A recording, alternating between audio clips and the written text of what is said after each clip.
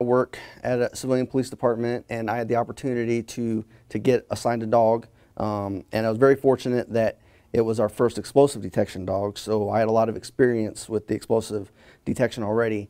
So I was able to help start that program at my police department. We continued to do, explosive sweeps at sporting events, and a couple VIP dignitaries that came into town. I was able to help, do explosive sweeps with that. And the biggest difference between a civilian and a military handler is, military side, the dog doesn't go home with the handler at the end of the day, whereas on the civilian side they do. It's a lot more responsibility in that, keeping the dog at your house and making sure that the dog is taken care of, and it's in a safe environment. We train them to be social. Obviously, a dog is an animal, and sometimes they can be unpredictable, but for the most part, they're social. So they're good around kids, and that's the way that they're trained. Several years ago, they've trained dogs to be, aggressive response and stuff like that, to where if they find something, they would scratch or whatnot. Now they're trained to find something, they sniff, and then they sit as more of a passive response. They're not as aggressive.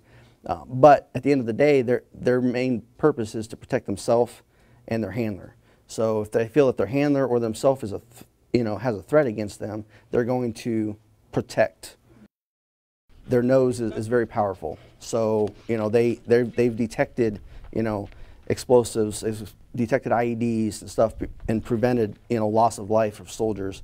Some of them have given their own lives because they're ahead of the soldiers, and then they step on stuff, and they ended up dying for the soldiers. So they definitely give their lives for our military members, and they deserve some credit for that. There are always dogs that are deployed. As long as there's a conflict going on, there's going to be dogs deployed.